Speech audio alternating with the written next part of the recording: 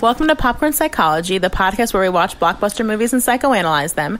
My name is Brittany Brownfield, and I'm a child therapist, and I'm joined by... Ben Stover, individual therapist. Hannah Espinoza, marriage and family therapist. We're all licensed clinical professional counselors, also known as therapists, who practice out of Chicago.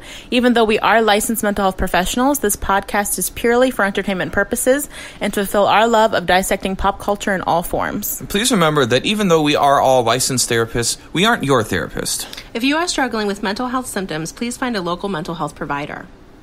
So we're finally talking about The Shining. We've got many requests. I feel like every time Halloween rolls around, people ask us to do The Shining. We did have one person guess correctly. I wish I would have thought of their name, but they know who they are on Instagram, that we were going to be talking about The Shining this season, and we're finally doing it. And joining us, we have a great podcaster, a great commentator on all things, I feel like, within media, within fandom. So I'm going to throw to you, Scott Jordon. Well, hello, everyone. Thank you so much for the invitation. Delighted to be here. I'm Dr. Scott Jordon, a.k.a. Zombie Scotty, cognitive psychologist, philosopher at Illinois State University. I run a little thing on YouTube called Dark Loops Productions, where I have conversations like this, talk about philosophy, science, pop culture, and all things lived life, which is basically our centering point. I also do a thing at Illinois State University called ReggieCon, where we celebrate the History Heritage Month being celebrated nationally with a 1.5 hour Zoom conversation open to the world, focusing usually on a graphic novel that is in the theme of what we're discussing. So this Thursday night, we're discussing an amazing graphic novelization of The Great Gatsby. Oh. It's called Gatsby, and it's told through an LGBTQ plus lens. So, very much looking forward to that conversation. And again, thanks for the invite. Of course. We're so happy to have you. You were also one of the guests on our episode on Us, which was a few years back, believe it or not. So, The Shining. There's a lot we could get into here. I also told Hannah from the top that I'm going to try to be not super annoying and bring up the book a bajillion times, because I'm like a Stephen King super fan. And there's, as I'm sure I'll talk about in final thoughts, the book has a lot more going on than the movie in a lot of ways, and a lot of more information that I'm going to try to keep out of this discussion as much as I can. And it's probably going to drip in here and there. Also, before I forget, if you listen to our Addams Family episode, you already know, but we are missing Ben because he had a new baby. So he is still on family leave from us as he takes care of the new human being in his home. But we miss you, Ben. And we will, we wait your return to us. It sounds like he's lost at sea. So, as people know, if you probably know, but The Shining is about a family of 3, Jack, Wendy, and Danny, who are keeping the hotel, if you will, during the off season, which is a long time. It's October through May. So we are talking about a family that is isolated within a gigantic structure for, 6 months, 7 months? No. In The Shining, we are dealing with a family that is in high isolation from not just other people, but the world, really, because of the snow season. And so as we observe them through this time, we see the patriarch Jack slowly crumble as he's being influenced by the hotel, if you will. And then we also watch his family, specifically Wendy, try to deal with that, as well as his son have a psychic ability called the Shining that is wearing on his mentality within this hotel. So we will be talking about specifically Jack and Wendy today and their dynamic, including domestic violence and alcoholism. So if you have any triggers around that subject, this might be a good one to take a break from, or to speed through to Danny, which we'll also be talking about, and how he presents with PTSD, and kind of how, if you were a kid at his age, especially, who was seeing the things that he's seeing, what would the psychological impact of that be on you? And then finally, we'll be talking about, we're kind of like going to let it rip a little bit about like Kubrick and psychology and the use of the space and all those kind of things. And then, as always, we're going to talk about treatment and final thoughts. So Jack and Wendy. They are the main sort of centerpiece in a lot of ways. Well, I shouldn't say that because Danny is his own. It's almost like a two-header. Danny and then Jack and Wendy and their situation. So why does it feel prevalent to talk about Jack and Wendy together? Because I think a lot of the dynamic that we see and a lot of what the movie is focused on is their relationship and also their relationship to their son. And so, but I think that we often see Wendy and Jack connected to each other and separate from Danny. We see them in a lot of scenes where it's just the two of them. So I think it makes a lot of sense to talk about them also because I think their dynamic plays a big role in the way that we understand Wendy's character in the film. Yeah. Yeah, I would say that they're in a relationship for sure, but I don't know that Wendy's best interests are a part of Jack's identity. In other words, he doesn't value himself. I mean, this is even when they're calm together. He doesn't value himself in relation to her, which is made pretty clear at the beginning. He uses typical words like babe and hun, and then very quickly those fall off when he's frustrated with his identity. So it's a challenge. I'm not going to say it's a challenged relationship. People make those relationships work all the time, right? Where they're just different people but come together for some reason. But everything works against them, staying together, including his ambition, which is dangerous drugs. So well, I think you're bringing up a good point we can recognize from the top, which is we are introduced to this couple when a few things have happened. One is it seems to be that Jack has quit drinking because of a situation with their son, where Wendy does, in the beginning when she's talking to that doctor, she does a pretty stereotypical, in my anecdotal experience, of framing this story as almost cutesy, as a way to dismiss it, but it clearly has an impact on them. So we're entering in on a couple after they've gone through a significant issue between them and their family, where he had a problem with drinking.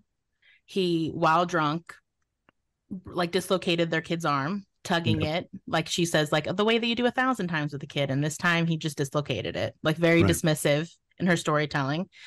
And he stops drinking.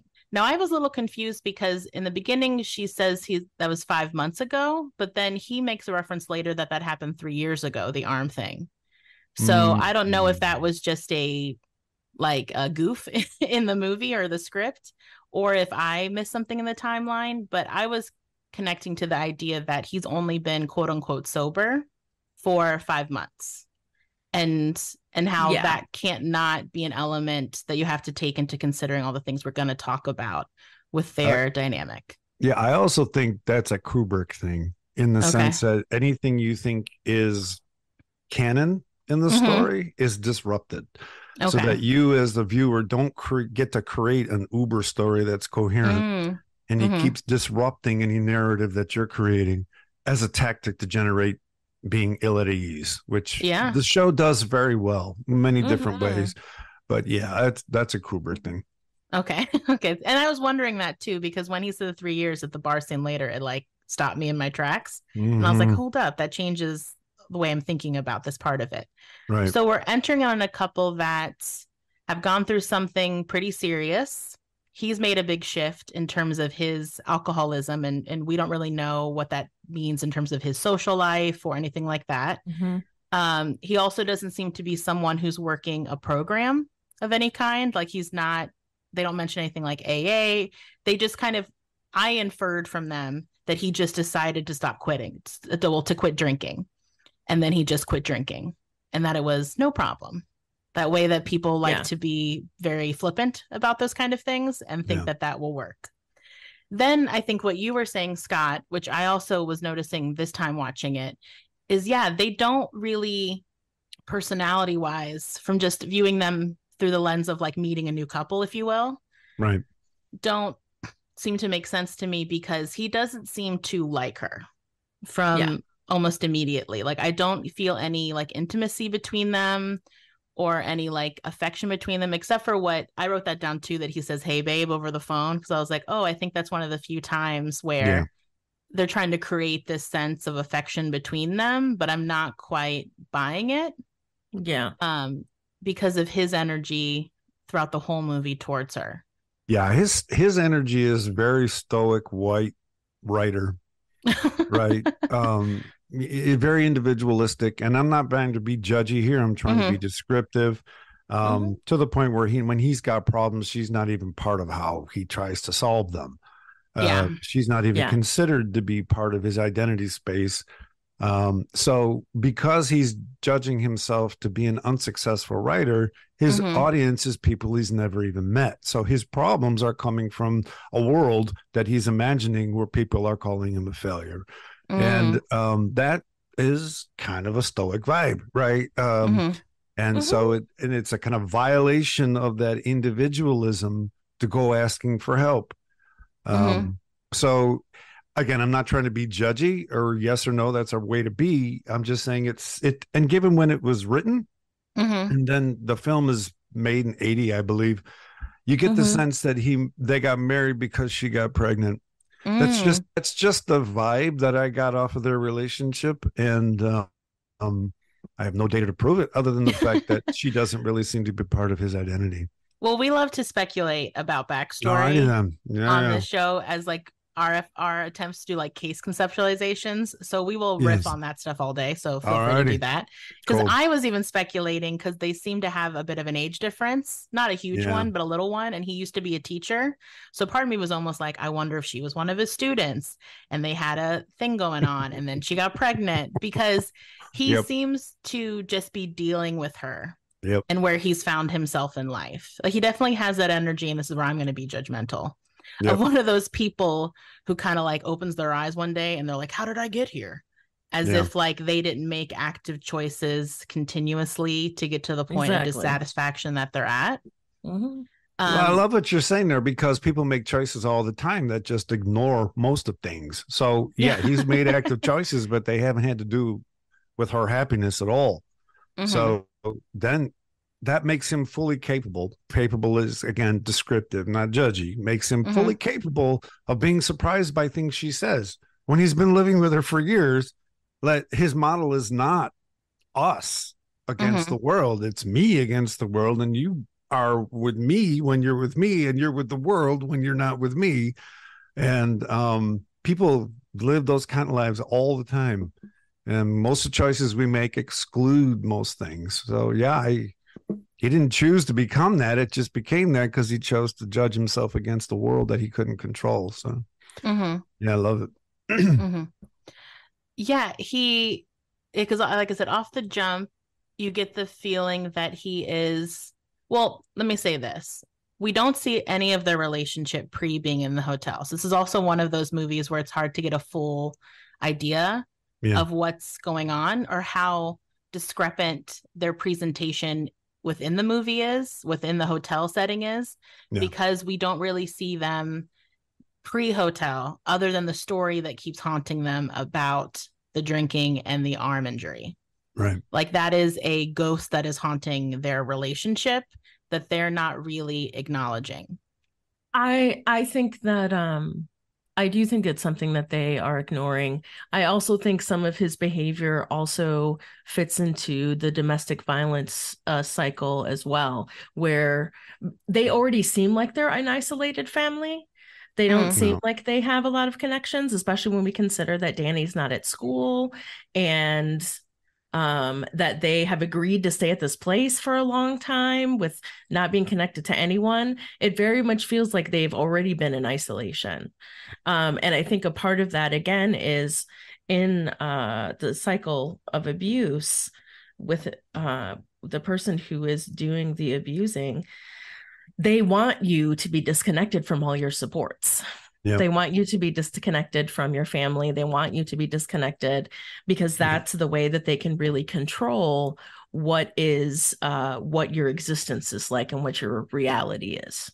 And also so that you feel dependent upon them. And I think we get that feel from Wendy immediately, like kind of her, not presentation, but I don't know, that I'm trying not to get too vibey in my language, but sort of like the energy she gives off is very dependent on him, like vibey submissive is to awesome. him. I mean, in the first 20 minutes of the movie, Jack owns the place by bouncing a ball against the wall and Mm-hmm. fills it with the effects of his being there. I mean, the sound is an effect of us being somewhere. And so Mm-hmm. he Mm-hmm. shapes the sound space by throwing a ball in almost a drumbeat kind of way up against a Mm-hmm. indigenous tapestry. For me, it was like he's waking the dead, right? Mm-hmm. But it's his space. And then Danny drives around on his little big wheel, creating these wonderful Yeah. empty spaces. He's creating his space. She doesn't create a space. They don't Yeah. let her own the space at all. And I know that Kubrick had to have done that intentionally. Because this attention to the sound is so Mm-hmm. robust in the Yeah. movie that it's not just how she looks and how she acts, it's how she actually is able to be Mm-hmm. in the space. And they use sound very well to make it clear that Danny and Jack actually have a connection that she doesn't. Yeah. Um, Yeah, what's I'm just coming? saying. Yeah, Go ahead. no, it's cool because what's coming to mind even when you say that is, well, one, I think her space is the kitchen, which I don't Yeah. know if that's intentional. Like she's the It her is. and Jack aren't brought into the kitchen, just her. When we do see scenes of her seeming kind of peaceful, is when like she's doing the fruit cocktail in the kitchen.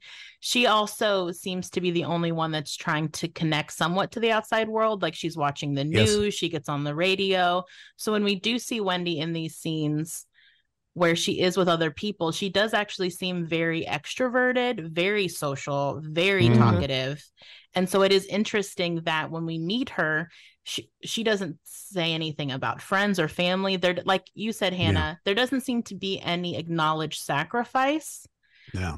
of like spending many months in isolation. There's never like, well, how am I going to get in touch with my family? Like, I'm going to try to call my sister, like, or I'm just going to try to like get in touch with my best friend. Like, there's no discussion about what they're losing other than their sanity by being Yeah. in that space, which does connote for me that like she is already someone who her whole world is Jack and Danny, which I think creates why she's such a great mom in a lot of ways. I think she's like a fantastic mother to Danny because it's probably her whole life. And she seems really lonesome. Like I think that's something I wrote in my notes is she seems really lonely. Like when she's talking to the ranger over the radio, Yeah. you see her kind of light up in a way that she hasn't in a while. And I was like, oh, she should date this guy, but he seems really nice. But I remember just thinking, God, she seems lonely because she seems to be really eating up that conversation. And so if you think of it also from that perspective, and also the way that she behaves when they're getting the tour, she's constantly talking. She's so complimentary. She's trying to make connections with people all the time, which you could, if you view it from the more domestic violence lens, you could argue is someone who is appeasing as well. So I want to not ignore that, which you could speak to more, Hannah or Scott, if you wanted to. But like in this dynamic, when she's the one being victimized, it can create a version of your personality where you are sort of like hyper appeasing, hyper complimentary, like not really leaving room for silence. Like I want to make sure that I'm not over pathologizing her personality, but I think there are a lot of elements to it that we would see as just someone who's like sweet and friendly that I also could see as someone who is in an active abusive relationship dynamic. Yeah. All the sounds she make are domestic, right? All the sounds, all the reverberations she puts in the space are traditional domestic reverberations. So just by the sound, she's different than Danny and Jack. They're owning the space. I mean, they're putting their whatever you want to call it into the space, and she's not doing it that way. I think that's particularly brilliant, and it makes us feel her even more alienated. I mean, I would unconsciously argue that those soundscapes isolate her more because she doesn't fill them in a unique way like they do. And then she's constantly walking through their soundscapes, and you're right. Like one of the scenes that like the 1 month later introduction scene, she's pushing that cart through, like the service cart through. She's opening up the can of fruit cocktail. She's making food, like, you know what I mean? Like all of her stuff, you're right. The sounds that she's making, the space she's taking up is in service to Jack and Jack and Danny, like carrying the tray to try to feed him, and then he yells at her. Like, you're right, everything she's doing is subservient in nature, and all the sounds that she's making are subservient in nature.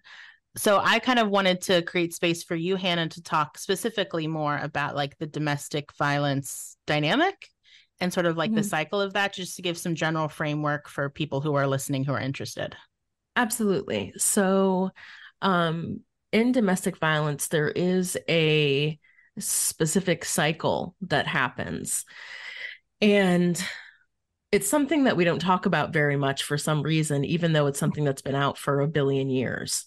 So I'm just going to explain a little bit of what the cycle looks like. So there's 6 distinct stages that make up the cycle of violence.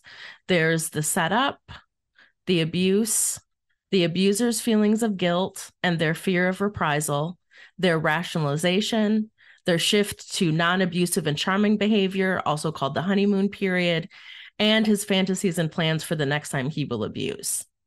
So the setup is kind of like they make a comment about something being wrong. So they make a comment about the drapes or the tablecloth isn't like fresh enough or needs to be ironed or something like that. They'll set something up, and then they will terrorize the person while they're trying to do that task, and then proceed to yell at them for how they messed up whatever the task was that they asked. Does that make sense? Trap, like setting a trap. It's a trap. Yeah, that's what the setup is. It's setting a trap. Then the abuse. Then they feel bad and they come to say, "Oh, baby, it's never going to happen again. I'm never going to do it again." We see this played over and over in movies. Right. His fear of getting in trouble, which is why they had to make up that fluffy story about what happened with Danny. And then him rationalizing what happened, which we also see. And then the shift to the charming, non-abusive and charming behavior, which I would say they're at the point where that's not happening anymore. Eventually in the cycle of abuse, you get to the point where there isn't a honeymoon period anymore. Right. And it's just abuse all the time. And then his fantasies and plans for the next time he will abuse, because it just goes in the cycle, and the cycle just keeps going and going and going until either he kills her or she is able to leave somehow. On average, it takes somebody up to 7 times to leave a domestic violence situation. And I like that you point that out, because I think the most disrespectful but commonly asked question people have to people that are in Wendy's situation is, "Why didn't you leave?" As if that should be easy to do, as if there isn't this cycle you're talking about, and as if it isn't a common experience in that dynamic that it takes that long to leave if you are able to. I love this conversation. What I study in the lab is choice, usually perceptual action choice. This phenomenon of the setup, what it does is it's not something someone consciously does. In other words, they're irritated.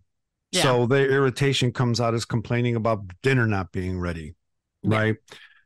They're not thinking, "I'm going to have a fight with this person and I'm going to hurt them." Rather, their system is such that they actually, I'm going to use the word subconsciously, unconsciously perturbate the environment in a way that gets them to the point where they don't feel responsible for the violence, because they'll say, "Why'd you make me do that to you?" Right? So it is a setup. But the problem is when we then ask the person after the 6th time, "Why haven't you left yet?" We're asking that person to make a conscious choice. And conscious choices are incredibly more difficult to make than unconscious choices, right? So the setup is a system that has been able to sustain itself because of who this person is, how their relationship is, and the fact that the burden of ending the cycle is on the victim, because it's a conscious choice that will end the cycle. And I don't know that the abuser really is in a space to consciously say, which they always do, "I won't do it again. I love you, baby. I'm so sorry." That's their moment of consciousness. Yeah. And so there are two different types of choices, and it doesn't surprise me that 7 is the number, because those choices, usually there's kids involved. It involves divorce level thought. That is life-changing thought. Most people are extremely embarrassed to make those kind of choices. They feel very alone making those choices. And it's the worst kind of choice to have to make. And you're the one who's in that space consciously. And that's really, really relational betrayal, right? Is someone left to make that choice by themselves. So I'm really glad you said all that, because that all plays out clearly in this movie. Yeah, exactly. Well, and I was thinking too that, you know, it also can take a really long time for it to get to the point where it's just abuse all the time. I'm a domestic violence abuse survivor, and like, I was with my partner. I was with that partner for 5 years, and we never got to the part where it was just abuse. It was just getting to the part where he was about to hit me. He was doing all of the threatening, like slamming his hand behind my head on the door, like screaming in my face, punching the wall, like doing all those different kinds of things. And so also it takes a really long time. That's something else I don't think people quite understand, is that this person is often very charming in the beginning, very charming, very giving, very loving. And it takes a while for them to kind of have this impact on you, so that you're really beaten down and you're really emotionally confused. And there's all different kinds of abuse. We're not just talking about physical. There's emotional, physical, sexual, psychological, economic, also known as financial abuse, and social abuse. So there is all different kinds of ways that this person is having, that Wendy is having her personhood kind of attacked in all these different ways. So that's also why it's really hard for people to leave a situation, because sometimes the abuser is the one who controls the money. Sometimes they're the one who has the car. Sometimes they're the one who, they're only allowed to get groceries, and that's the only time they're allowed to leave the house. Well, one, I really appreciate your vulnerability in sharing that, Hannah. And I think in this situation, we see that Jack is capable of being charming, right? Like when he goes to when he's with other men, which you can make of that what you will. But when he's with other men, he has that very like man's man energy of where he probably is very charming. I'm sure when he's a teacher, he's very charismatic. I wouldn't be shocked if he's that professor or teacher that everybody likes. Right. And maybe even that, you know, students fall in love with a little bit or have crushes on, you know, and that probably fills up his ego in a way that we've kind of been referencing here and there. But like you said, Scott, he's a failed writer, if you want to use those terms. Like he's not being able to be a writer the way he wants. I'll put it that way. I think he feels like more of a dry drunk than someone's in recovery, and they don't acknowledge that. I think enough in the movie. It's talked about way more in the book. But someone who is not drinking, so he's given away his coping skill, but he's not really tending to the fact that he has a drinking problem, that he's really irritable, that he's fiending. And so all this stuff sets the stage for him not being able to be a good partner to Wendy, period. But then like you're bringing up, Hannah, this element to the relationship that I can't imagine is brand new, just on the way that Wendy is behaving going into the hotel. And like you said, the way that she's rationalizing, the way that they kind of have the same story a little bit about the arm thing. Like when he retells the story to Lloyd later, it's very similar to how she tells the story to that doctor, almost like they've created a story together. Oh, absolutely. Like an alibi, if you will, I think they both have to believe.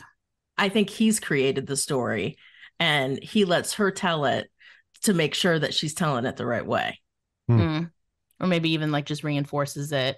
Yeah, exactly. Subtly. And he doesn't even know that he's doing that. Yeah. Right. It's a pattern that's he's been able to embody over the course of his life. And I'd actually argue it's a pattern that he's probably witnessed earlier in his life.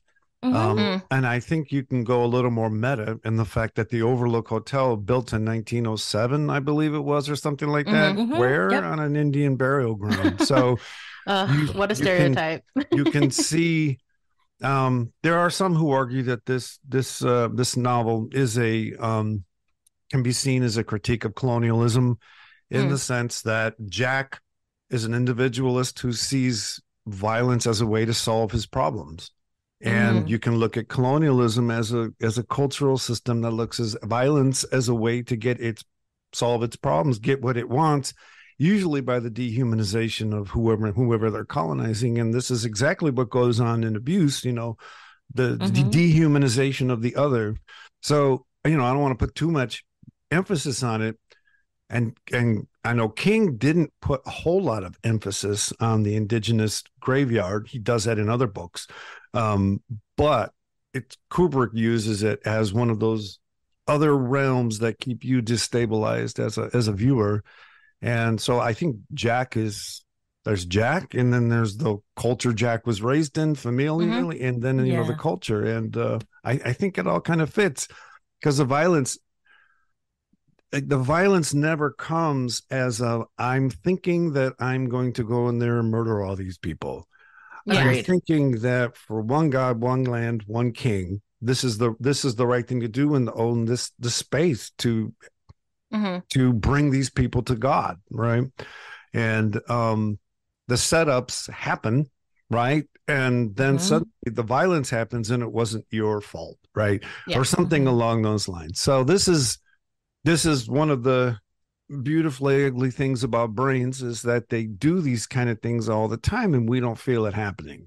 Yeah, right? Absolutely. And very much appreciated this whole conversation about domestic violence and the dynamics of choice making and different types of choices, both individual, culture, conscious, unconscious. It's fantastic. Yeah, because I think bringing it back to like the cycle part too. I mean, just to give an example from the movie to help concrete maybe some of this for people is the fact that there seems to be an understanding that he may be appreciated at the beginning, that she brings him lunch or she brings him meals while he writes. And then there's that specific scene in the movie where she brings him a meal, probably like she's done it a bajillion times already, because we're a few months into them staying at the Overlook. And he's like, why would you fucking interrupt me? Like now all of a sudden it's a problem and she's done something wrong. And you can see her in that moment almost like glitch. I don't know if you would call it like dissociating, or maybe she's switching into not a denial mode in her mind. But she I think she's a moment where her brain like goes offline a little bit by his reaction, because it's so off kilter. And then she sees him going into the realm that led to him hurting Danny. Yeah. I mean, this pattern they have of her being domestic in relation to his work environment. Let's be honest, it's a real thing. When you're working, for sure. Especially and then suddenly someone interrupts you. Oh, yeah. You know it's going to cost you another 20 minutes to get back to that space. So his reaction there is authentic. The extremity of his reaction scares the hell out of her, because it's a portal to this space that she knows is extremely violent and dangerous. And so, she glitches. It's the first time we've seen it in the movie. Yeah. And its extremity and the quickness with which it happens, it makes it clear she's not much to him. At least when he's in that mode, but that's probably also the mode where he ends up hurting people. Yeah, because he says that, I can't remember exactly what it says, but it's very shocking. Like he says, like, why the fuck would you come in here? But he says it in a calm tone, which is also confusing for her.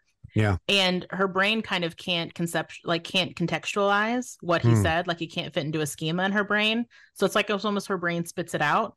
And then she goes right back into that uber friendly mode. I can't remember exactly what she says, but she's like, oh, well, if you want some sandwiches or something. She says something very like sweet to him. And then he continues to be verbally foul to her, but in that sort of like more calmer tone, if you will. He doesn't raise his voice, I guess is what I'm saying. And I think that's such a good example too of when you're in this cycle with someone, you're not sure necessarily when they're going to switch on you. And so your brain can't always keep up with when is the shoe going to drop, right? And so in that moment, she's trying to make it work still, and he won't relent. Like he continues to be horrific to her in that moment. Go ahead, Hannah. And I would argue that she's going into fawn. That's true. I think her brain, she's experiencing going into survival mode. And I think she's experiencing fawn, which would be really common. So fawn is often when if the abuser attacks us, there's no way for us to fight back. There's no way for us to win. So when there's no way for because in general, men have more muscle mass than women do. It's just the fucking truth. And when you're in a position where you know that you're going to lose, instead of fighting, we fawn, we go along, we do whatever they ask, because that's the only way we can survive that situation. Again, something else that is done unconsciously. Exactly. She's not making that choice. No, exactly. And the same way, well, it makes me think too of, when Jack sees her with the baseball bat, and you can see on his face that when he walked into the room, he was trying to be chill. And as soon as he saw her with the bat, his brain went to, oh, she has the bat to protect herself from me. I'll fucking show her what. You can see him become angry and triggered almost. You can see it happening on his face, and he begins to respond and fight. Yeah. And I think that's such an interesting, that moment later in the movie when she has the famous scene, right, where she's got the baseball bat and she's holding it too high, which drives me nuts. Like she's holding it in the middle, and she's kind of making these like little swipes at him, like defensive swipes, and he's coming towards her, right, which is such like a animalistic alpha move. Like when I used to work with little kids that would fight me, like they were little, so they were never hurting me really, other than like scratches and stuff. But I remember I had this one kid who wouldn't stop coming at me no matter what we did. And one of my colleagues who taught how to do safe holds, and we would always try to like not do that, especially on the little kids, because I'm not in threat. Like they're not threatening my safety when a 7-year-old's coming at me. And I'd be like, but I can't keep, this kid is beating me up every day. Like, what do I do? And he said, every time he comes towards you, you go towards him. And every time he hits you, you take one more step towards him until he has no space. And he said, it's this very like animal instinct thing. And I did this to this kid. I didn't make him feel unsafe. I just I didn't back down. And he hit the wall and he slid down and he went totally like submissive with me in like a healthy way, because then we could work together and he was no longer fighting me. But there is that thing where when someone's taken that step forward, he is doing something unconsciously to intimidate her, right? And you see her almost go through a Rolodex, if kids still know what Rolodexes are, but go through a Rolodex in her brain of how to react to him. Like almost like her trauma reactions are filtering through like a menu, and she's trying to figure out which one to do that makes sense in that moment, because you see her try to fawn, and then she goes to fight, and then she goes back to fawn, and then she kind of freezes. And so when you watch a horror movie, guys, and you're screaming at the screen, why aren't they moving? Why aren't they running? Why aren't they? It's because they're probably stuck in freeze until their body can move them into fight or flee. So you see her vacillate between all 4 of the main trauma responses. She's walking backwards, so she's trying to get out of there. She's also trying to fight. She's also trying to appease him, and she also freezes at moments. And I think that's a great example of how people like to pretend you have one, almost like your personality type is fight or your personality type is freeze, but it actually all those responses are available to you. You might lean towards one more often habitually, right?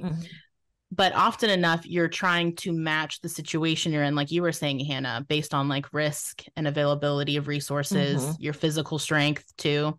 And she's trying to do all those things simultaneously, which is also why if you're watching it, she can seem kind of confusing or even like funny, and you can belittle her a little bit. I think like I'm a Wendy champion after with us talking about this, because she is doing everything that probably most of us would do in her situation. If you were in her body with her resources, with her isolation, and we want her to be stronger because we hate Jack in that moment, right? He's the villain of the story by this point. And unfortunately, she's more of like the realistic version of what most people would be like in her spot, which is, I don't really know what to do. I'm trying to figure out what to do while I'm doing it. When you're in active trauma, your rational brain is not online. So all of us that have the safety of being in our homes watching it can judge her with our rational minds, project our rational minds onto her.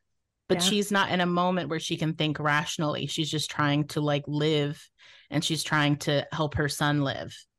And so I think that was such a great scene that encapsulates trauma reactions once it gets to this level of abuse, where you are genuinely unsafe and you know you're on, like, it's on the, your life's on the line now. You're in a life and death situation, which is a lot of times when people will finally leave, is when they realize, which you see her have that moment of like, if we don't get out of here, we're going to die. But even when the thing happens with Danny with the 237, she's still trying to figure out a scenario where Jack comes with them. Like when she's pacing and planning their escape, she's like, well, if Jack won't come with, if I can't talk Jack into coming on the snowcat, like we'll just go without him. But she's still in a mindset where she wants him to be part of their family still. And she doesn't want him to be the quote unquote villain of this story. Yeah, she's the only one in the story that's stays in one realm. Yeah, the entire she's not movie. affected by the hotel. So we tend to call that realm reality, and that's fine. And it's not until the very end of the movie where she suddenly starts to see everything that they've seen. And that's, for me, that's kind of like a moment of her becoming woke in terms of suddenly experiencing herself in this history of violence. And seeing all the remnants of that history of violence in ways that she wasn't before. And I'm not being judgy as to why. It's just the way she was living. And we experience most of the movie through her, I think. And we do with Danny to some extent, but his shine keeps him distant from us in ways that she doesn't. And I'll admit, it's in the last half of the movie where Duvall's acting really sort of takes over, because her terror is so palatable. It's insane. And I will admit, I don't really feel the acting authentically when she's trying to be nice. And maybe that was the point, is it is an act, but for Christ's sake, she's performing. Scared, yeah, I totally agree. It was rocking. And that the horror you feel when Jack's coming through the door with an axe, that's not supernatural horror. That's straight up domestic abuse. Right. And it's like, damn, I'm watching this man try to kill a woman with an axe. There's no supernatural distance between me. Well, there might be because he's possessed by a hotel. No, that's a guy trying to kill a woman. And it feels that way. Her reactions are authentic. They're not supernaturally infused like she's in a ghost story. I just think that her acting kept up with his. Her acting was probably equal to his the whole time, except that she just felt performative in the first half. And man, and we'll talk about him later perhaps, but amazing, just amazing work, amazing direction to get those things out of his face. His face is one of the best acting faces we've ever seen, to the point where his mouth looks upside down half the time. It's I totally really agree. eerie. It's really, and the facial control is off the hook. And very, very, very, very well done. We'll talk about that more later. And because I wonder too, like thinking about, I think where this movie does a disservice to the story that King told and to the story we're kind of telling with like Wendy and being caught in this relationship with him, is that Jack Nicholson feels like a creep from like scene one. Like there's something about him that's so off-putting, like edgy, irritable, like tense. Like I said, he never seems like he likes her. Like I think I was telling Hannah, when I used to watch this movie when I was younger, I used to think that maybe Danny wasn't even his kid. I don't think I realized till I'd seen it later in life that he was actually Danny's father. Like that's how disconnected he felt to me emotionally from them. Is I thought, well, maybe he's the stepdad. Maybe he like married this woman who already had a kid, and that's why he has this like weird energy with them both. But knowing now that like that is his biological child, it is interesting how that I picked up on that when I was younger and didn't have all the nuance, that there's that separation. But in the book, and I was telling Hannah this, is like when he finally flips and he's really aggressive towards her, like swearing at her and things like that, it's startling. Like I remember reading it and feeling startled because it was such a personality shift of that character that he was treating her that way. And she has more of a reaction. Well, and she has more of a reaction to that too, of like, what the fuck? Like when he's doing that. So there's more of a definitive flip from what I remember of the book, and I could be misremembering. And in the movie, you don't really have that. So I think we want to pretend that Wendy should have known. Like there should have been more red flags. Like, why would she stay with a guy who acts like this all the time? When in reality and in the book, it is more of a slow process where he's very friendly and affable and like genuinely kind seeming in like the first half of the book. And so when that flip happens, it is like traumatic. And it lends more to this idea in the book that he's a recovering alcoholic. And so it becomes more of a narrative of like, is he using again? And how that infiltrates their relationship, like her distrust of his sobriety and then his frustration and anger that she's not trusting him about that because he is being sober. And so we don't see that in the movie. And so I think it unfortunately continues that narrative that we have in the mainstream culture of you should have known better. You should have picked a better guy. Why did you stay as long as you did? Right. When in reality, if Jack Nicholson could have toned it the fuck down or had a different face for the first like 30 minutes of the movie, even, I think that was all Kubrick. Different. Oh, I don't think that Kubrick. So, Stephen King says he doesn't like the movie. And what he's not giving Kubrick credit for is that Kubrick couldn't do the book. That we weren't making 10-hour miniseries at that time. Right. That's the kind of time it takes to tell that long, slow burn story. Kubrick took the characters and the setting and told a different type of story with the same characters. And I don't, if it's okay to talk about the book, I honestly think that the use of the axe in the movie is a mistake because in the book it's a croquet mallet. So it's not something, and there are, so to try to harm someone with a croquet mallet is a different type of violence than harming someone with an axe. You got that right. And I remember the scene in the book where he's about to bash Danny's head in with the croquet mallet and suddenly comes back to himself. Right. Yeah. That was intense. I have a picture of him drooling and blah, blah, blah, blah. The closeness you have to be with a mallet, all that stuff. I thought King just did masterfully.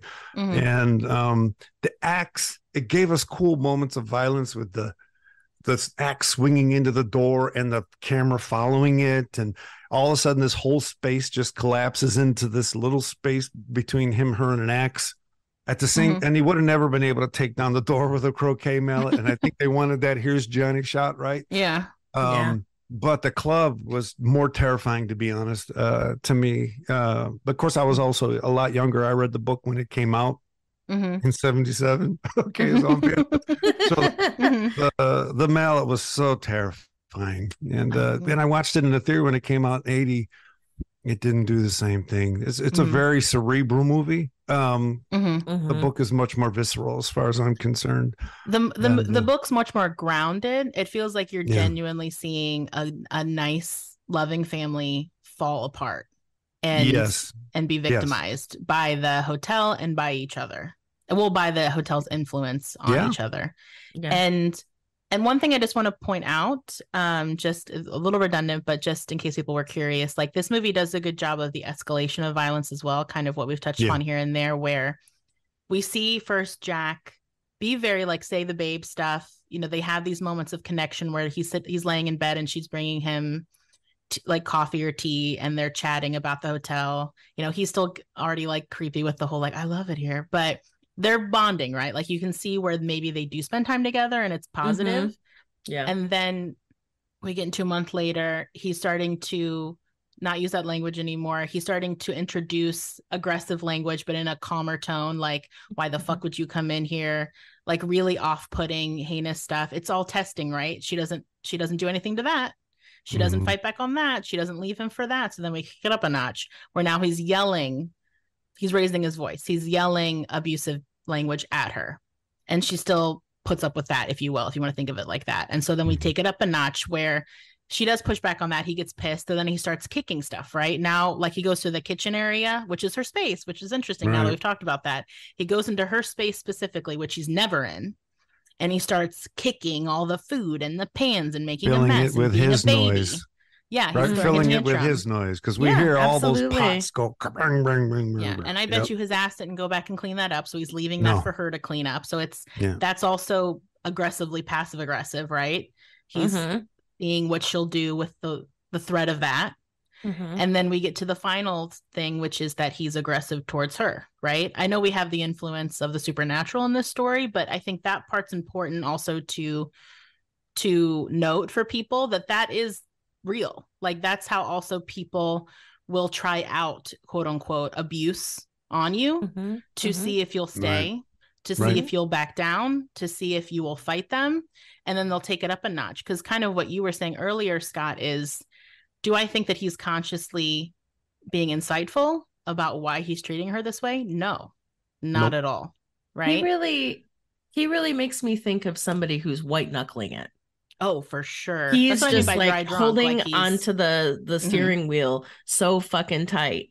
And it's like, and also, you know, when I talk to clients about the scale, right? I talk Mhm. about how 10 is crisis, 1 is everything is lovely and fine. I don't think anybody's ever at a 1 in this country, but that's where 1 starts. And that as we go up the ladder, when we're at an 8, we only have 1 space to go before we're at crisis. Mhm. So old boy is at a fucking 9 probably all the time because he is not doing anything to manage the reason why he drank. He's not even acknowledging that he had a problem. Like even the Yeah. way he talked to, I don't know exactly what he said, but I remember in the interview clocking something he said about like, oh, he isn't really being insightful at all about No. anything that's bothering him. Like he's very like, oh, that's fine. I won't do that. When he tells him about the story about the previous, Yeah. you know, guy, Grady, killing his family, he's like, oh, couldn't be me. Like he is this very like blase, I can handle everything, super in denial. Well, it's energy. also the stoic vibe. I mean, the concept Yeah. of stoicism came around after the horrors of World War One, when returning vets just couldn't talk about it. And this is the Cary Grant, this is the Humphrey Bogart archetype. And, you know, stoicism gets a rap by people who haven't been through the trauma that leads to stoicism, right? Yeah. And then when you have that, and you have it in a culture that's hyper individualistic, particularly where we see the type of people that have power and how ruthlessly they yield it seemingly legally. You don't have to think consciously for that to become what you are.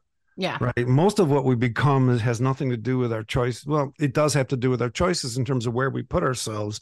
At the same time, we're going to embody where we are. That's just how brains and bodies work.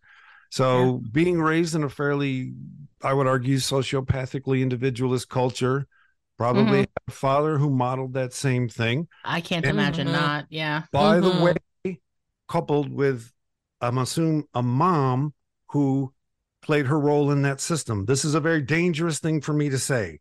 Yet at the same time, the things you're talking about, you know, people listening to this, hearing 7 times, they can start to count for themselves and make choices they couldn't hear before if they hadn't heard 7, right? So as these things become more consciously part of how the culture carries itself, that's how the change happens.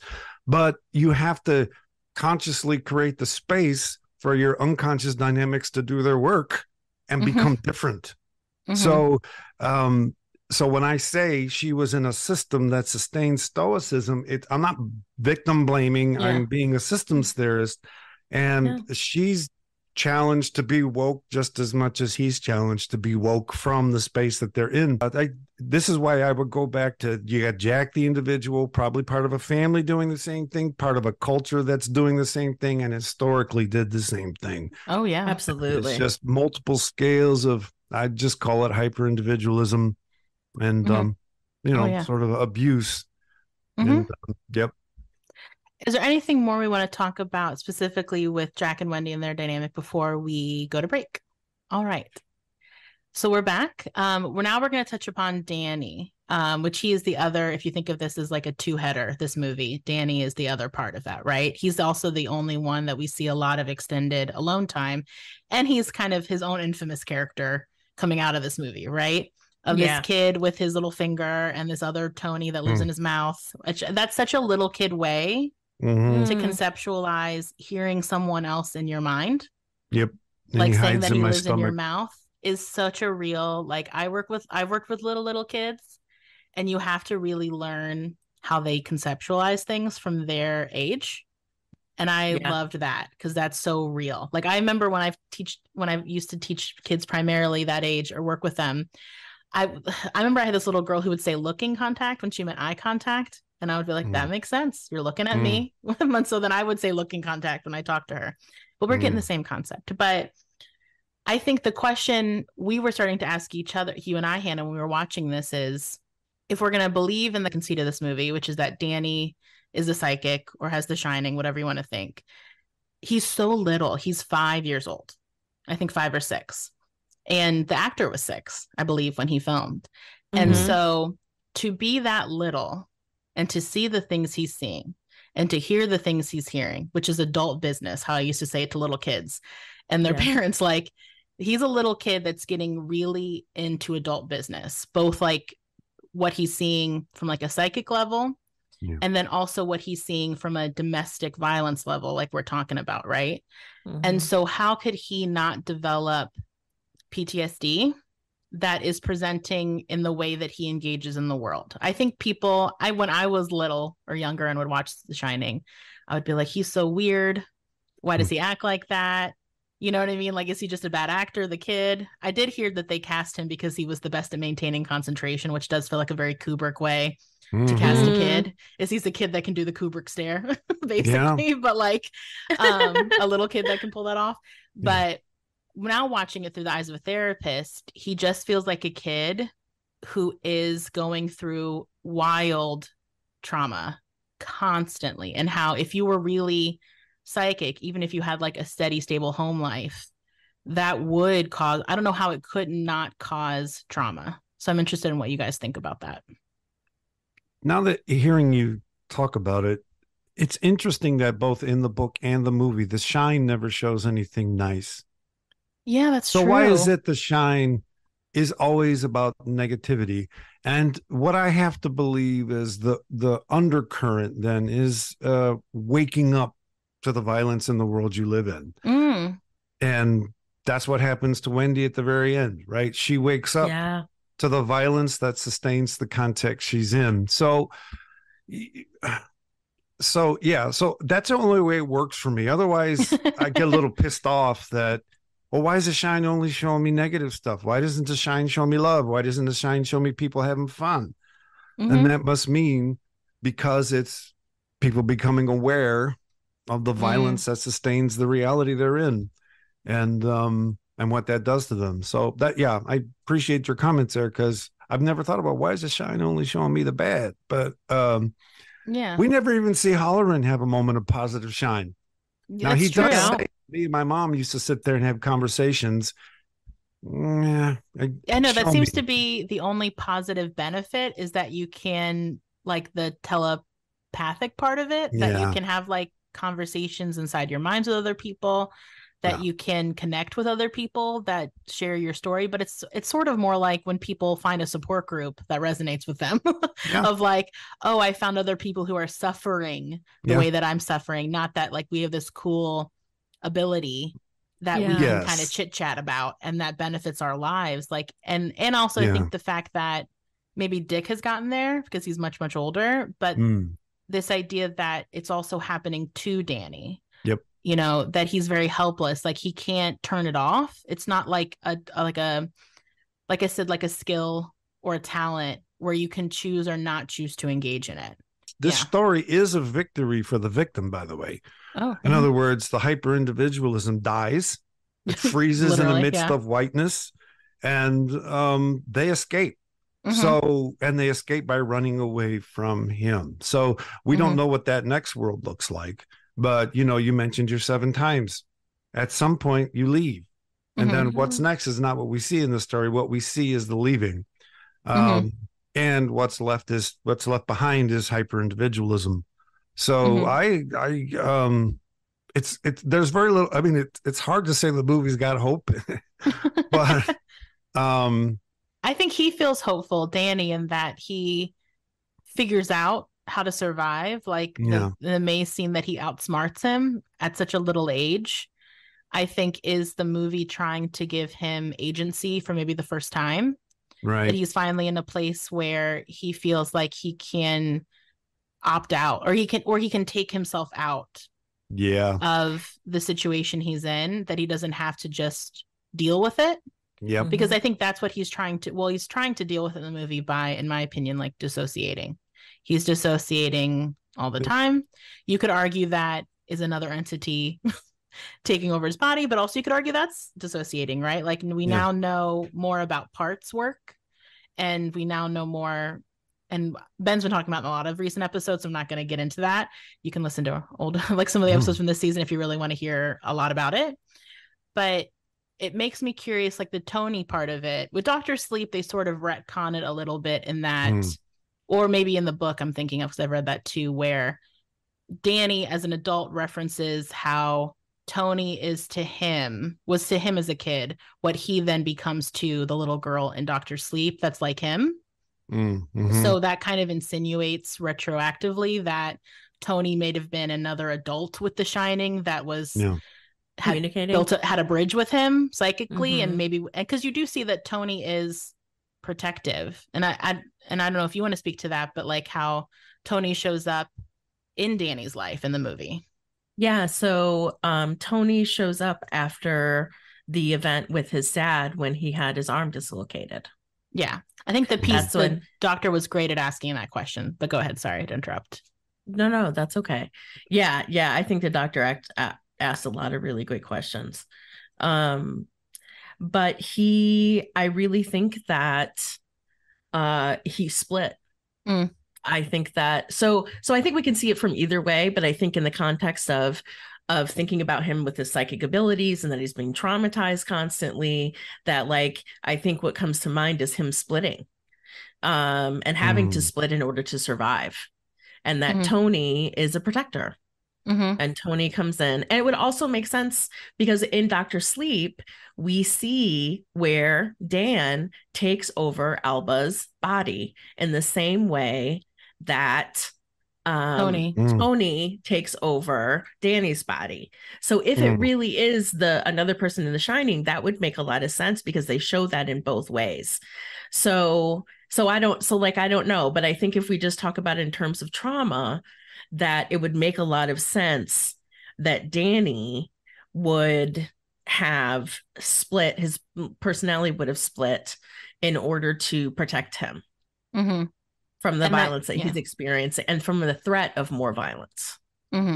There's also King was of a generation, the baby boomers, and the baby boomers saw their three heroes murdered in public. We don't talk about this enough, JFK, RFK, and MLK were all murdered in public. And this is when this generation was 18, 19, right? And so this idea of being sensitive, seeing things at a young age, and then how you deal with that, how you disconnect. Probably the best disconnect movie ever made was The Big Chill, where you saw how they all disconnected from the trauma of the 60s and in their own ways, right? And they kept trying to live their life, not talking about those traumas, right? So this idea of waking up to the trauma that you've lived in it's a horror trope, true, and it's really, really prominent in Stephen King. And so you can almost see in Dr. Sleep this sort of historical psychic mentor vibe. King writes it later in his life where now he's responsible for other people, and he's trying to create this narrative about mentoring people in that space. So the whole taking the body over, that's all part of, dare I say, mentoring with you guys, therapy, Absolutely. And that's so for me as an author, that's King taking care of himself and then trying to take care of other people by putting them through all of this putting them through all of this and then showing how it works. Because in the end of The Shining, they just leave and we don't know what happened next. And it's like, whoo, that's a good story that they escaped, but we're not smiling. You don't feel relieved necessarily. You feel relieved in the sense that there's an absence of tension. But you don't feel relieved like, oh, great. Because I think now they're going to live happily ever after. Well, I think that if you have any sort of emotional intelligence, you know that there's a long story ahead of them still in terms of recovering from this. Because if nothing else, especially from a kid's mind, your dad tried to kill you. Like that's the long and the short of it. And what does that mean? And it's and you don't have, even a kid that's as smart and hooked into different things like Danny is, I think we always have to remember that he's putting it through a kid perspective, and that he doesn't have the language, the context to understand things that we as adults do.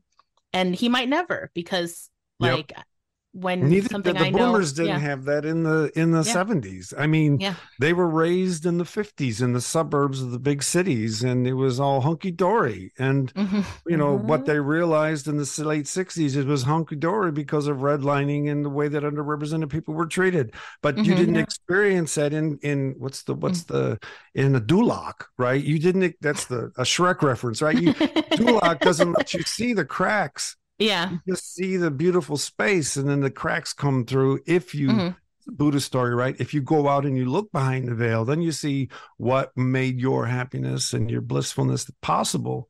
And then that's traumatizing. What the hell am I going to do now? Particularly if people take on, then start to feel complicit. Then there's all kinds of identity stuff that goes on. Oh, But for sure. Yeah. So Danny may be 6, but I would argue that there was a whole generation that was 6. In terms of the idea of culpability, because that was not part of the 50s vibe at all. And so yeah, he's 6, but so were we. I guess what I more mean is, I think now we're talking about this more than I thought we would, but like in Dr. Sleep, you do see that he is able to find that eventually, Danny, as an adult, because of the common link between him and his dad of alcoholism. And how, because now that he's recovering from that, he can find common ground and forgiveness, it seems, and connectedness with his dad in a way that's very, you have to be grown up to get there. And you have to also go through the deep work that you have to do to actually be in recovery that Jack Torrance doesn't do. Right. To have that insight and empathy for his dad. Like, he reaches that point of empathy for his dad because now he knows what it's like to be an alcoholic. He knows what it's like to actually do or do not do the work of recovery. And he can put that into context for why his dad made the choices that he made as a kid that had nothing to do with him, which is very healing work. And sometimes that's the work I do with people way after the fact, when they're adults trying to conceptualize their childhood and the abuse that they suffered at the hands of the system or their family or their parent or whatever, that it's not because they're bad or they were bad or they're unlovable or something like that, right? That it is, there's more going on. And if you can understand what's more going on with that, like the bigness of it, if you will, the complexities of it, it can help bring you less, internalize it less, as much as it's still always going to have an impact on you. But I think the Danny we see in the story, though, is a kid that's just trying to understand why his dad is this way. Because I think a great scene is when he goes to get his truck from the apartment, and Dan and Jack is still awake, which that's also something to note. Like, he's starting to keep weird hours. He's sleeping. He's staying up, seems like, into the middle of the night and then going to bed late. And that would make sense why Wendy also thinks he's drinking again. But, you know, secret behavior stuff. And that Danny doesn't want to be near him. When he says, come here, he hesitates. And then he kind of has to like make a conscious decision of like, is it safe to go near him? And then you were noting, Hannah, when he's sitting on his lap, he doesn't move at all. Nope. He is when he, there. I think he is in freeze. I think his little body is in freeze. You see, I don't know how that little kid did it, but his little body does not move when his dad puts his arm around him and tries to pull him in close. Like, you can tell that like the dad is like pulling against the resistance of Danny pulling away from him. Yeah, like he can't make him closer to him. No, he can't. So he really grabs him and really swishes him up against his body the best that he can. But Danny is still like in freeze. He's not He relaxing. looks like he's in pre-dissociation. Yeah. Right? He also is staring off. Just in a state where I'm not in this moment. I'm not there, and I'm not here. And I thought, it was acted incredibly well. And then when he says, like, do you like this hotel, Daddy? It made my heart hurt, because I was like, this is him, like a last ditch effort to see if his dad has gone over to the other side, basically. Like, is still with him somehow. And when he's like, no, I love it here. I think that's when Danny is fully like, this is it. And I think that's also when Well, I mean, we have to talk about we don't see the scene where he goes into 237 and obviously gets physically harmed because he's got the marks on his neck and the ripped sweater. If we could just quickly go back to what you're saying about him sitting in his lap and asking him if he likes the place. He can do that. The fact that they share the shine, I think at a certain level, Danny knows that Jack's seeing things too. In other words, I think there's a reason they both have shine, right? And I think Danny's not consciously aware that they're in the space together. Oh, yeah. And that mom's not in that space with them. So it's Danny who can ask his dad. And he's asking it from a very young, Daddy. Later he says, Daddy, would you ever hurt me and mommy? But that's what he's asking from the very beginning. Absolutely. Right? And he can because he is potentially his father. And he's doing all of that at a much more childish scale. So I think in that moment, they really make Wendy alone in this movie. She really is completely alone. She can't even make the same kind of sounds they make, right? She can't have that conversation with Jack that he just had, Danny just had. So that scene is actually more powerful than I realized, right? It's just not the body. It's, Dad, we're here together, man. Are you going to lose it? That's basically what he's checking asking. in. Yeah. He's doing his final check-in. Yeah. I think that's great that you pointed out, and I appreciate that because he's really asking in that moment, are you on my side or are you on their side? Like he's doing a check-in of like, I know you're picking up on the vibe. Are you getting what I'm getting, which is that the vibe is horrible and that this place is bad and it's scary. And the fact that you like it, you love it. Yeah, scares and you the hell can feel out of it me. too. Like that is terrifying in terms of his last shred of, can I trust my dad? And your comment about our side, my side, or their side, who the hell is there? Right? Yeah, it's true. We watch the movie and we think it's spirits, but it's the whole damn history of toxic individuality. Right? Are you going to go the way of history, Dad? Or are we going to try to make something different happen here? And, the movie doesn't answer that because Danny goes off. Well, we don't know, well, we know what happens to Jack, but, Dr. Sleet addresses all that later. But that's why we'll talk more about it later, but can it be a movie about the supernatural in this show is not a traditional supernatural vibe at all. Absolutely. And I think that's why people who love it. People who hate it because it doesn't give them a space to rest in the story. And that's precisely why he did it that way. Yeah. And so the only real thing other with Danny that I specifically wanted to note was after the 237 incident, room 237, when I think that's kind of, in a lot of ways, that's the climax of the movie, and that's what pushes Wendy into action, that we have to get out of here, regardless of if it's Jack or not, like we have to get out of here. Yeah. And it's also for Danny when Tony fully takes the front seat for him.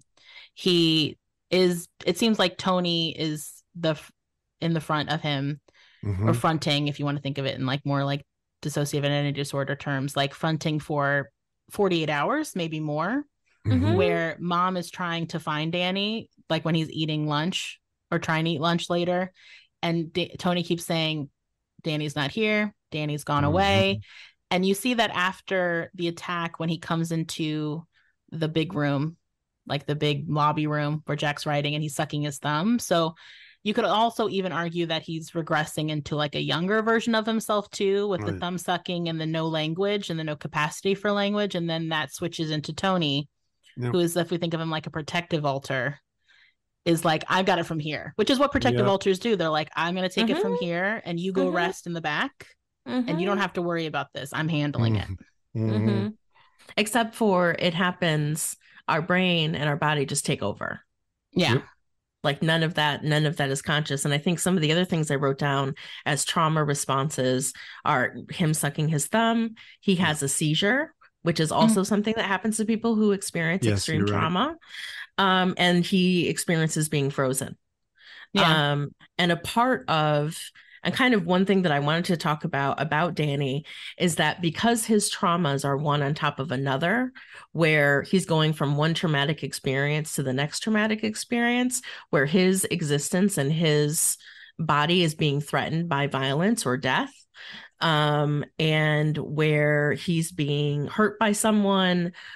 He's kind of just going in and out of these, and that he would have the possibility of having what we call complex PTSD, which is where there was nowhere that was safe. There was nowhere that you weren't being hurt or where you didn't have to be alert in some way. There is no place for your body and your brain to learn how to stabilize and learn how to calm down. So this is somebody who, it would make a lot of sense that Danny would become an alcoholic as a response to all of the trauma that he has experienced. I'm not saying that every person who is an alcoholic has experienced extreme trauma. I'm just giving the example in the film that he would most likely qualify for a complex PTSD diagnosis. His ACEs score would be off the chart. His ACEs score, the only thing he has is his dad hasn't been in jail. And actually, they probably put him in jail when he dislocated his arm. So he has been in jail. That's probably, he probably does hit all of the markers of the ACE survey, which if you've had a lot of trauma, don't do it because it's just a huge bummer. As somebody who has a very high number, I hate everything about the ACEs study. But I also recognize that it helps a lot of things. Anyway, but I just wanted to point out that, and a part of complex PTSD that's wrapped up in that diagnosis is dissociative identity disorder. And so again, like we come back to this where like it would make a lot of sense that Danny would be somebody who had DID because he had to dissociate in order to be safe, in order to survive the trauma of his, and I'm just talking about this part of the movie. I'm just talking about, he's been traumatized that much in this film that it will affect him for a lifetime. Yeah. And we know that it's been going on before, and that because of the domestic situation at home, he's been taken out of school to avoid public exposure. Like part of how that system affects him trauma-wise is that they removed him from school to avoid, I'm assuming, being reported, to avoid the scandal of like, why is his arm dislocated, right? And also, and so he has no friends. He has no friends. He's not socializing at an age where it's very important. I mean, at every age it's important to socialize, but at his age, he has no outside resources to even ask for help. And when he finally has one, Dick, he does. He as soon as it gets to that point, he reaches out, whether it's consciously or not. But I guess you could also argue, is Tony the one that reaches out? Right. Because it's kind of once Tony starts taking over that he finally gets help.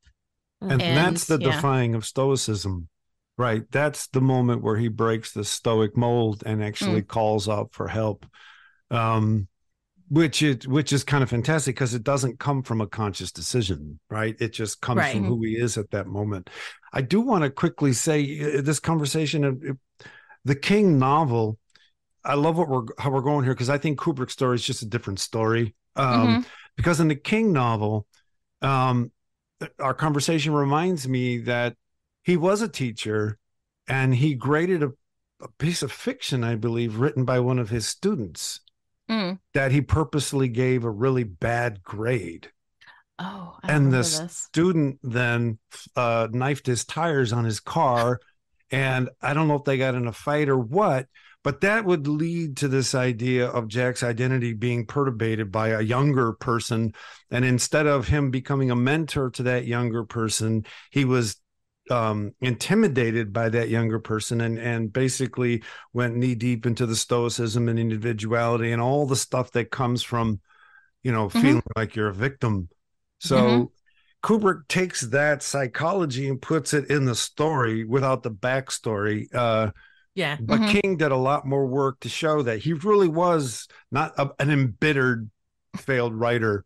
What one might call kind of a smaller scale identity PTSD, because he didn't grow, he existentialism is he refused to help someone else. And the irony is, you guys talking about Dr. Sleep, part of the healing is to become a mentor, right? Part of the Oh, healing yeah. is to become more other regarding. And it creates the possibility of growth, and it's inherently anti-stoic, right? So Yeah. that's the trap that the stoic identity gets trapped in.